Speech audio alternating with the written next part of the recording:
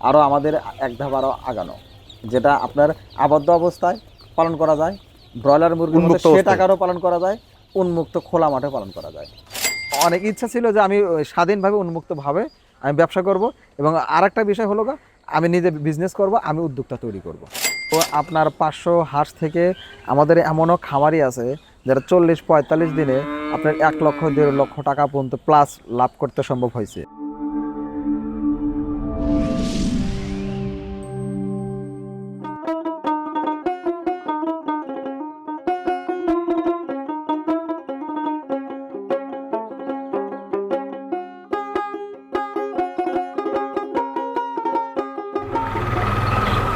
আসসালামু আলাইকুম ভাই। ওয়ালাইকুম আসসালাম। ভালো আছেন? আলহামদুলিল্লাহ ভালো। কোথায় আসতেছেন আপনি? আইসে বসে আছি প্রায় আধা ঘন্টা বেশি হয়ে গেছে। ভাই যে আমি খামারে গেছিলাম ডিম সংগ্রহ করতে। ও, তার মানে বিভিন্ন জায়গায় ডিম সংগ্রহ করতে হয়। জি জি, বিভিন্ন জায়গায় বলতে আমাদের চুক্তিবদ্ধ যেগুলো খামারি আছে, আচ্ছা আচ্ছা আচ্ছা, এই খামারিদের কাছ থেকে আমাদের ডিমগুলো সংগ্রহ করে নিয়ে আসি আমরা। ও, তার মানে আপনাদের যে এই ডিমগুলো যে নিয়ে আসেন, মানে এই খামারিগুলোর সাথে একটা কন্টাক্ট আছে, হ্যাঁ কন্টাক্ট আছে, টাকা পয়সা এগ্রিমেন্ট দিতে হয়। টাকা পয়সা অগ্রিম দিতে হয়। আবার অনেককে আমরা হাঁস পর্যন্ত কিনে দেওয়া হয়, যারা আপনার ওই চলন বিলের অঞ্চলে যারা পালন করা হয়। এই হাঁসগুলো তো সবগুলো আমাদের চলন বিলে প্রাকৃতিক খাবার খায়। কিন্তু ডিমগুলো তো ফাইন ভাই। হ্যাঁ, এখানে ডিমগুলো বড় দেখতে বড় পাচ্ছেন, ডিম। বড় বড় ডিমের সাইজ, এবং মাশাআল্লাহ ডিম অনেক সুন্দর ডিম। তা প্রচুর টাকা ইনভেস্ট, তাই না? এখন ব্যবসা করতে গেলে তো ইনভেস্ট করতেই হবে। এগুলা পেকিং স্টার। পিকিং স্টার, এই জন্য তো এত বড় বড়। জি, হ্যাঁ, অনেক লোকাল বড়। এই তার মানে এই ডিমগুলো বড়, পিকিং স্টার ডিম বড়, 100% বড় হবে। আর ওই খাকি ক্যাম্পগুলো ছোট ছোট হবে। আপনি কেস দেখতেছেন না, এই ওখানে কেস ছোট বড়। সাইজ আর এই সাইজ, এই ডিম তো এই জায়গায় আসবে না, দেখেন না ও, সাইজ, এটা ছোট। সাইজ দেখেন। আর এটা আমাদেরও ওই একজনের সাথে কন্ট্রাক্টে আমরা পেকিং স্টার হাঁস এক জায়গায় আছে। আছে, ওখান থেকে আমরা, ওখানে আমাদের শাখা হ্যাসিংও আছে, ও, আমরা ওখান থেকে বাচ্চা উৎপাদন করি। হ্যাঁ। আবার আপনার বাকি ডিমগুলো আমাদের এই ফার্মেও নিয়ে আসি। এ তরমুজ আমাদের থেকে এলেন? এ তরমুজ হচ্ছে রাস্তায় রাস্তায় চরণ অরিজিনাল বিলে। তরমুজ।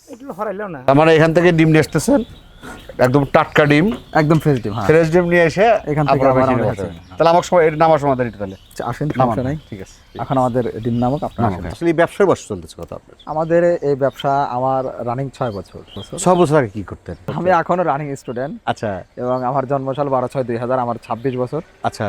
আর আপনার ব্যবসার আমি যখন অনার্স ফার্স্ট ইয়ারে ভর্তি হই, তখন থেকেই ইচ্ছা ছিল যে আমার চাকরি পিছনে আসলে আমার দৌড়ানো সম্ভব নয়। আচ্ছা, আমাকে এই প্রকৃতির এই কৃষিভিত্তিক বিষয়গুলো আমাকে ভীষণভাবে আকৃষ্ট করে। আচ্ছা। এবং আমার অনেক ইচ্ছা ছিল যে আমি স্বাধীনভাবে উন্মুক্তভাবে আমি ব্যবসা করব, এবং আরেকটা বিষয় হলো আমি নিজে বিজনেস করব, আমি উদ্যোক্তা তৈরি করব। গ্রাম বাংলা বলেন এবং সারা বাংলাদেশের কিছু কিছু মানুষের একটা ধারণা ছিল যে আসলে এই হাঁস এবং খামার এই জিনিসগুলো হয়তো বা বিল অঞ্চলের মানুষ এবং যারা প্রান্তিক খামারি, গরিব কৃষক, এরাই শুধু উৎপাদন করে, এরাই শুধু কাজকর্ম। শিক্ষিত লোক আসতে পারবে না। শিক্ষিত লোক আসতে পারবে না। এটা কেন আসতে পারবে না? আমি শিক্ষা জীবন থাকা অবস্থায় আমি ব্যবসা মানে শুরু করছি, এবং শিক্ষা জীবন আমি শেষ করব। আমি যেন মানুষকে বলতে পারি না আমি একজন গ্রাজুয়েশন কমপ্লিট করার পরে কিন্তু আমি চাকরি পিছনে আমি ছুটে বেড়াই নাই। আলান ভাই, আপনি তো খুব ব্যস্ত মনে হচ্ছে, মানে সেই বিয়ের থেকে ডিম নিয়ে আসলেন, জি ভাই। আসার পর থেকে ব্যস্ত দেখতেছি, আমার সময় দিচ্ছেন না। ভাই আমাদের হ্যাচিং ডেটে আমরা এরকম ব্যস্ত থাকি ভাই। ভ্যাকসিন ডেট বলতে? আমাদের তো প্রতি 4 দিন পর পর হ্যাচিং হয়। আচ্ছা আচ্ছা, এই হ্যাচিং এর দিন আমাদের এই দিনই বাচ্চা খামার থেকে ডিম সংগ্রহ করি, আচ্ছা। আবার এই দিনে আমাদের সকল বাচ্চা ডেলিভারি হয়। ও, এই যে এত ব্যস্ত, ওই যে লোকজন দিয়ে সব ঝাড় ঝাড় মতো তা ব্যস্ত। দেখতেছেন, বুঝতেছেন যে আমার কারবার দেখতে। তার মানে আপনি প্রতিদিন ডিম বাচ্চা উঠতেছে কতগুলা? আমাদের তো এই প্রতিদিন হ্যাচিং হয় না। আমাদের তো আপনার প্রতি 3 দিন পর পর 4 দিনের মাঝে হ্যাচ হয়। আচ্ছা এবং এরা এক সেট আপ, আমাদের আরেকটা সেট আপ আছে, ওটা 4 দিন পর পর, কিন্তু আমরা 2 দিন গ্যাপে রাখছি। আমাদের 2 দিন পর পর 8 থেকে 10,000 বাচ্চা আমাদের উৎপাদন হয়। আচ্ছা, বাংলা কথা ফাইন। এই যে আমরা কিন্তু শুনে থাকি আপনাদের ভাষায় A grade, B grade, C grade.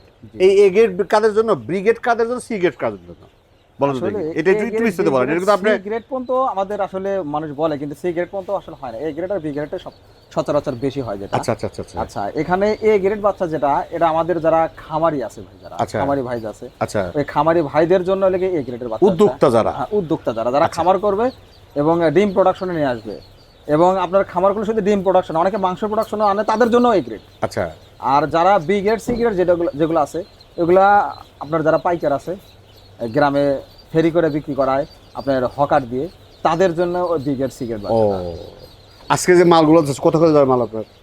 আজকে তো আমাদের অনেক জায়গায় ডেলিভারি আছে। এদিকে আমাদের বরিশালের লাইনে আপনার কুয়াকাটা পর্যন্ত প্রায় 7 থেকে 8 জায়গা পর্যন্ত আমাদের আছে। ও এদের বাসের লাইন যায়? হ্যাঁ, আমাদের এখান থেকে আচ্ছা, একটা গাড়ি আচ্ছা, যায়, আচ্ছা, নবীন বরণ নামে একটা গাড়ি আছে, গাড়িটা যায় আমাদের কুষ্টিয়া থেকে শুরু করে মানে পর্যায়ক্রমে 7 থেকে 8 জায়গা আমাদের বাচ্চা নামবে। আপনার কুষ্টিয়া আছে, আমাদের ফরিদপুর আছে, ভাঙাতে আছে, মস্তাকপুরে আছে, টেগেরহাট আছে, আর বরিশাল লতিফাবাদ আছে, একটানা? কলাপাড়া আছে, এই দেখো একটানা মানে 7 থেকে 8 জায়গা আছে।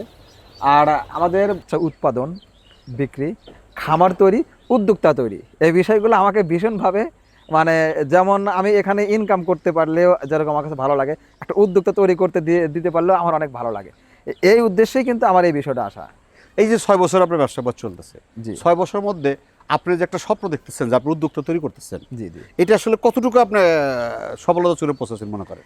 এটা আপনাকে না বললেই নয়, যেটা ইনশাল্লাহ এই গ্রাম বাংলার মধ্যে যে 64 জেলাতে আমরা এতটুকু গর্ব করে বলতে পারি যে 64 জেলায় এমন কোনো জেলা নাই যে আমরা উদ্যোক্তা তৈরি করতে গিয়ে ওখানে পৌঁছাইনি। আচ্ছা আচ্ছা আচ্ছা এবং 64 জেলাতেই আমরা কম বেশি জায়গায় গেছি। এবং শুধু 64 জেলা বললেই ভুল হবে, যে 64 জেলাতে যতগুলা উপজেলা আছে, উপজেলা পর্যায়ে কিন্তু অনেকগুলো আমরা টাস্ক থানা করছেন। পর্যায়ে কিন্তু আমাদের ইনশাল্লাহ বাচ্চা এবং উদ্যোক্তা তৈরি করে কিন্তু আমাদের বলা চলে যে ইনশাল্লাহ হয়ে গেছে অলরেডি। আচ্ছা, এখন একজন উদ্যোক্তা শুরুতে যদি খামারে আসতে চায়, জি জি জি কিভাবে তার আসা উচিত বলে মনে করেন? এটা উদ্যোক্তা খামারে আসলে এখানে 2-3টা ধাপ আছে এখন বর্তমানে। আগে ছিল 2টা ধাপ, হাঁসের মাংস উৎপাদন করবে আর ডিম উৎপাদন করবে। কিন্তু এই গত 2 থেকে 3 বছর হলো আপনাদের কোম্পানি যখন পেকিনিস্টা 13 নামে একটা হাঁস নিয়ে আসছে, তখন এখানে এই আপনার হাঁস বিষয়ে কয়েকটা সম্ভাবনা দাঁড়ায় গেছে। এখানে তারা একটা সম্ভাবনা হলো আপনার আগে কিন্তু আপনার ওই রকমভাবে হোটেল রেস্টুরেন্টে এবং ঢাকা শহরে ওরকম প্রচুর হাঁস মাংস সচরাচর পাওয়া যেত না। কিন্তু এখন আপনি তথ্য নিয়ে খোঁজ নিয়ে দেখতে পারবেন আছে যে কম বেশি। মানে ভালো ভালো রেস্টুরেন্ট বলেন এবং হোটেল বলেন এবং ঢাকাতে সুপার শপে কিন্তু আমাদের এই মাংসগুলো বিক্রি হয়।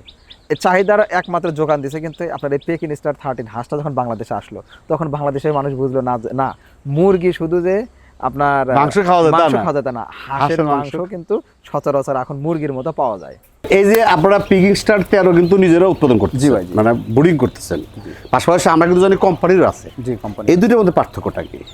আসলে আপনার আমাদের উৎপাদিত বাচ্চা আর কোম্পানির বাচ্চার ডিফারেন্স শুধু একটা জায়গাতেই। এখন বর্তমানে এখন পেকিন স্টারের বাজারের যে একটা অবস্থান, আচ্ছা। এই বাজারটা অনেক সময় যে এখন আপ ডাউন করে গরমের সময়, এই বাজারে কিন্তু অনেক অল টাইম ফিট খাওয়ায় কিন্তু পালন করলে পারে অনেক সময় বাজার তারতম্যের কারণে কোনো খামারে লসের সম্মুখীন হয় মাঝে মধ্যে, আচ্ছা আচ্ছা আচ্ছা। এবং লাভ খুবই সীমিত হচ্ছে এখন। আর আমাদের যে উৎপাদিত বাচ্চা, সেই বাচ্চাটা কিন্তু আমাদের প্যারেন্টস যেগুলো আছে এগুলো কিন্তু আমাদের মাঠেও চড়ানো আছে এবং আমাদের মানে আবদ্ধ অবস্থায় চড়ানো আছে। এটা মাতৃ এলাকা আপনার হাঁসটা যেটা, ওটা কিন্তু প্রকৃতি মানে মাটা, হ্যাঁ হ্যাঁ মাটা প্রাকৃতিক ভাবে সে বেড়ে উঠছে। আচ্ছা আচ্ছা। এখান থেকে যে বাচ্চাগুলো আমাদের লোকাল আমাদের হ্যাচারি থেকে যেগুলো উৎপাদন হয়, এরা কিন্তু আপনাদের ওই সিস্টেমে কিন্তু আবার পালন করা যায়। আচ্ছা। সেক্ষেত্রে দেখা যাচ্ছে যে এখন ধান কাটার মৌসুম, ধান কাটা শেষে বিলে এবং অন্যান্য জায়গায় কিন্তু এই পেকিং স্টার হাঁসগুলো মাঠে ছাড়া অনেকে পালন করতে তাহলে আপনি বলতে চাচ্ছেন যে যেগুলো আপনাদের বাচ্চা উৎপাদন সেগুলো হালকা একটু ক্রস হওয়ার কারণে রোদ বৃষ্টি সে সহ্য করতে পারে। জি জি জি জি।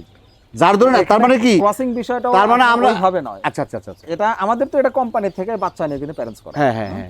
এটা আমাদের প্ল্যানেট আছে, ডিজি কোম্পানি আছে, এই কোম্পানি থেকে কিন্তু বাচ্চা নিয়ে প্যারেন্টস করা। তার মানে আপনাদের ওজনের তাহলে কি তারতম্যটা একদম same আছে। এটা কি যে ফিড ছাড়া কি পালন করা যাবে? ফিড ছাড়া পালন করা যাবে। আপনাদের যেটা জি, উৎপন্ন জি। হচ্ছে। আচ্ছা আচ্ছা আচ্ছা। এটা ফিড আপনার হয়তো 20 দিন আপনি পালন করলেন আপনার আবদ্ধ অবস্থায়, 20 দিনের পরে যখন বাচ্চার সাইজ হলো, মাঠে খাওয়ার উপযুক্ত হলো, তখন আপনার চাইলে কিন্তু এটা মাঠে দিয়ে কিন্তু পালন করতে পারবেন।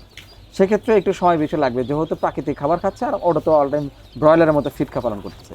এই শুধু এই এতটুকু তারতম্যের কারণে কিন্তু আমাদের বাচ্চাগুলো, আমরা বলি যে কোম্পানির বাচ্চার থেকে আমাদের এই উৎপাদিত বাচ্চাগুলো কিন্তু আপনার মাঠে আপনার প্রকৃতি কিন্তু সহনশীল বাচ্চা এটা আমাদের। আমরা যেটা বলি পানি ছাড়া কিন্তু পিকিং স্টার 13 হয়। জি জি জি। পানি লাগে না, মানে বয়লার মতো। জি।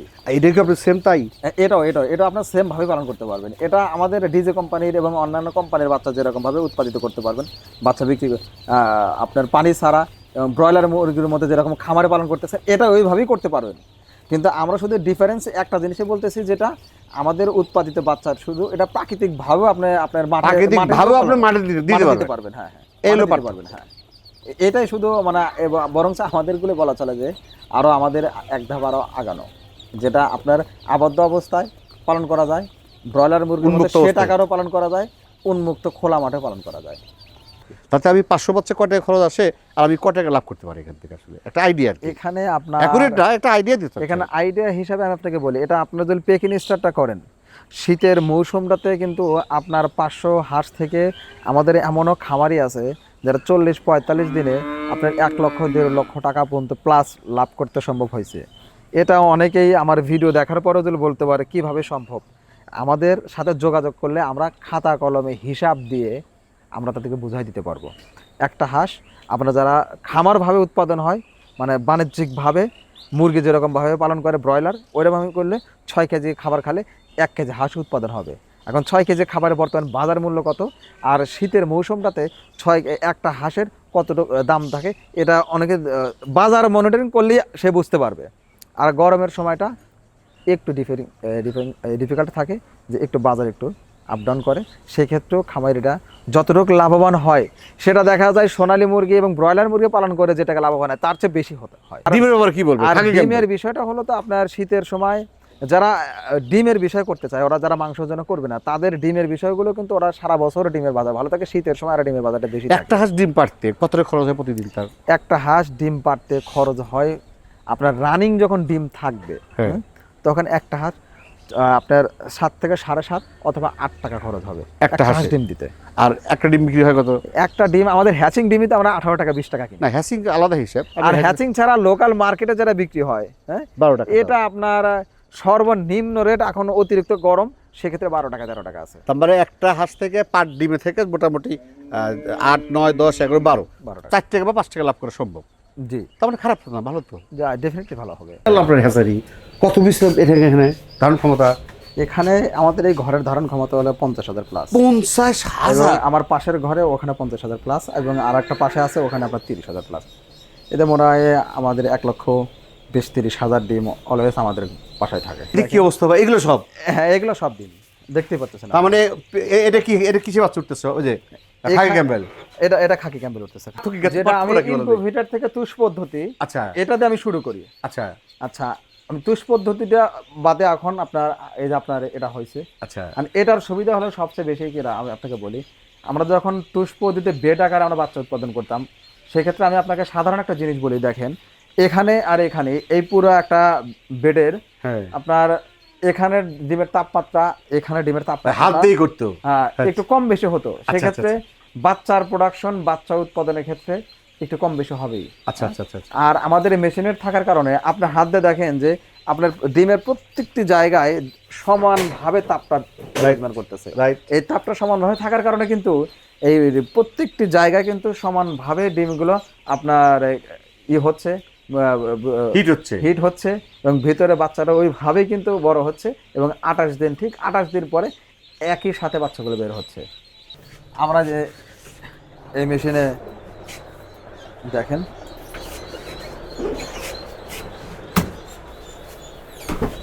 ভাই তো আপনি তো এলাহি কাণ্ড দেখতেছি। আপনি দেখেন, হ্যাঁ? এবং আরেকটা জিনিস আপনি দেখেন যে আমাদের ডিমের কোয়ালিটি গুণ, আমাদের বাচ্চার কোয়ালিটি ভালো হবে না কেন?